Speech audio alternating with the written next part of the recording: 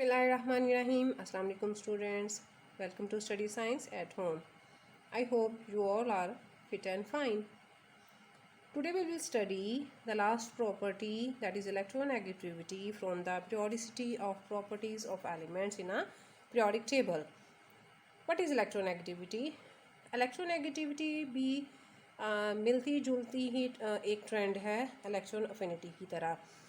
Electronegativity होता क्या है?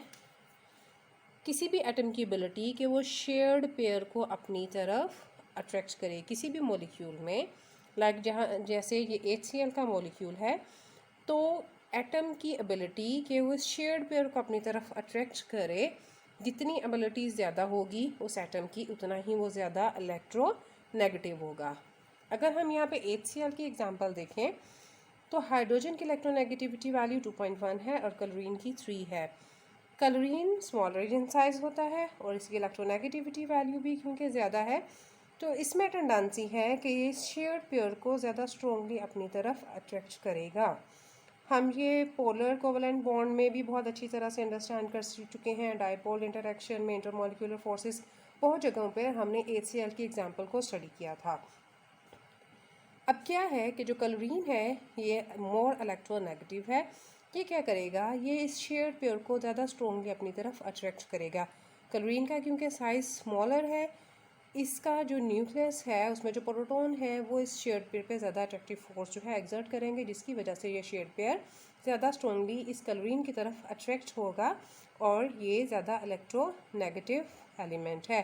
तो इलेक्ट्रोनेगेटिविटी क्या है? किसी भी एटम की एबिलिटी कि वो शेयर्ड पेयर ऑफ इलेक्ट्रॉन को अपनी तरफ अट्रैक्ट करे, that is known as electronegativity. अगर हम इलेक्ट्रोनेगेटिविटी का ट्रेंड पीरियड में स्टडी करें तो electronegativity within a period increase होती है. Electronegativity within a period increase होती है. क्यों इंक्रीज़ होती है? क्योंकि एटॉमिक साइज़ रिड्यूस होता है. अब क्या होगा? जो स्मॉलर इन साइज एटम होगा, क्योंकि उसका न्यूक्लियस जो है वो पास होगा वैलेंस शेल के, तो क्या होगा? जो यहाँ पे शेयर्ड पेयर है, न्यूक्लियस उस शेयर्ड पेयर को ज़्यादा स्ट्रॉन्गली अपनी तरफ अट्रैक्ट करेगा, जिसकी वजह से शेयर्ड पेयर की अट्रैक्शन जो ज़्यादा इलेक्ट्रोनेगेटिव एलिमेंट है और स्मॉलर इन साइज़ है उसकी तरफ उसकी अट्रैक्शन ज़्यादा होगी. तो इलेक्ट्रोनेगेटिविटी की value within period increase होगी. हमने देखा कि within a period atomic size जो है left to the right decrease होता है due to increase in atomic number. तो क्योंकि एटॉमिक साइज़ रिड्यूस हो जाता है तो शेयर्ड पेयर की अट्रैक्शन जो है वो भी ज़्यादा हो जाती है. अगर हम left to the right move करें, नॉन मेटल्स जो हैं वो ज़्यादा इलेक्ट्रोनेगेटिव होती हैं, लेकिन जो मेटल जो लेफ़्ट साइड के एलिमेंट्स होते हैं, starting first second group 13 group के एलिमेंट्स, वो इलेक्ट्रोपॉजिटिव होते हैं. लेकिन जो रिमेनिंग इलेक्ट्रॉन है 14 to 18, ग्रुप 18 तो स्टेबलाइज होता है, 17 तक के जो एलिमेंट्स हैं वो क्या है? वो इलेक्ट्रोनेगेटिव होते हैं. वो शेयर्ड पेयर को भी अपनी तरफ अट्रैक्ट कर लेंगे, या कोई एक सिंगल इलेक्ट्रॉन भी अगर आता है तो उसके लिए भी न्यूक्लियस की अट्रैक्शन ज़्यादा होती है क्योंकि एटॉमिक साइज़ जो है वो कम होता है. तो क्या होगा? इलेक्ट्रोनेगेटिविटी की टेंडेंसी या ट्रेंड क्या है विद इन पीरियड? कि electronegativity within a period increase होती है due to decrease in atomic size. अगर हम ये ट्रेंड ग्रुप में स्टडी करें तो इलेक्ट्रोनेगेटिविटी की value within a group जो है वो डिक्रीज़ करती है. इसकी रीज़न क्या है? क्योंकि विद इन अ ग्रुप अगर हम टॉप टू बॉटम मूव करें तो एटॉमिक साइज़ जो है वो इंक्रीज़ होता है. क्यों इंक्रीज़ होता है ये भी हम स्टडी कर चुके हैं. Due to addition of more number of shells. Number of shells ज़्यादा होने की वजह से न्यूक्लियस से वैलेंस शेल दूर होता जाता है और एटॉमिक साइज़ जो है वो लार्जर होता है. अब क्या होगा? उस शेयर्ड पेयर को अट्रैक्ट करने के लिए, क्योंकि डिस्टेंस ज़्यादा होगा न्यूक्लियस से, तो जो शेयर्ड पेयर है उसके लिए अट्रैक्शन कम होगी विद इन ग्रुप. तो इसलिए इलेक्ट्रोनेगेटिविटी की वैल्यू जो है विद इन अ ग्रुप वो डिक्रीज़ होती है, लेकिन विद इन अ पीरियड ये इंक्रीज़ होती है. आज के लेक्चर में हमने इलेक्ट्रोनेगेटिविटी को स्टडी किया, जो कि किसी भी एटम की एबिलिटी है शेयर्ड पेयर को अपनी तरफ अट्रैक्ट करने की. फिर हमने ट्रेंड स्टडी किया within a period and within a group. Within a period हमने देखा कि इलेक्ट्रोनेगेटिविटी की वैल्यू इंक्रीज़ होती है due to decrease in atomic radius और एटॉमिक साइज़. लेकिन अगर हम ग्रुप में बात करें तो इलेक्ट्रोनेगेटिविटी की वैल्यू डिक्रीज़ होती है due to increase in atomic radius या एटॉमिक साइज़.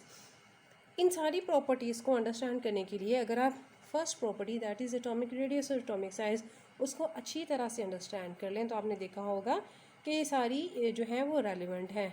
हर एक जो प्रॉपर्टी है उसके ट्रेंड में कहीं ना कहीं आपका जो है एटॉमिक रेडियस या एटॉमिक साइज़ की जो अंडरस्टैंडिंग है वो ज़रूर काम आ रही है।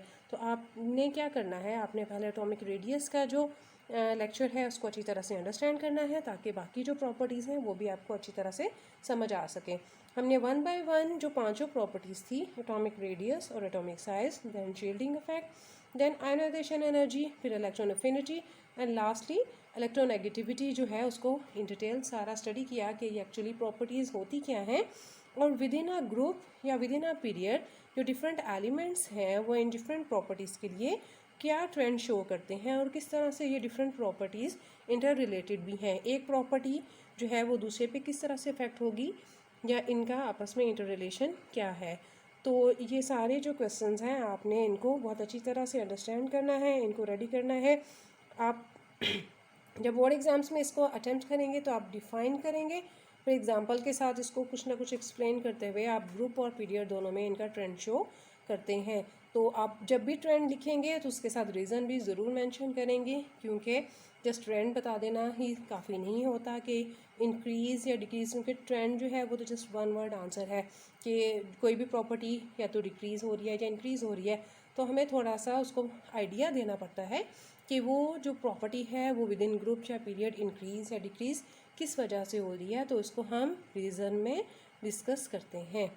आई होप आपको पीरियोडिक टेबल उससे रेलिवेंट सारी जो इन्फॉर्मेशन है ग्रुप, पीरियड और उसके साथ साथ पीरियोडिसिटी ऑफ प्रॉपर्टीज़ की बहुत अच्छी तरह से अंडरस्टैंडिंग हो गई होगी और केमिस्ट्री को समझने में भी अब आप काफ़ी माहिर हो गए होंगे, क्योंकि पीरियोडिक टेबल अगर आपको जो है अंडरस्टैंड होना शुरू हो जाए या आपको थोड़ा आइडिया हो जाए कि पीरियोडिक टेबल में डिफरेंट जो एलिमेंट्स हैं उनको हम किस तरह से स्टडी करते हैं या मेटल्स नॉन मेटल्स कौन से एलिमेंट्स हैं उनका ट्रेंड क्या है, तो आपके लिए बाकी प्रॉपर्टीज़ या बाकी जो ट्रेंड्स या टेंडेंसी है डिफरेंट एलिमेंट्स की उसको भी समझना आसान हो जाता है।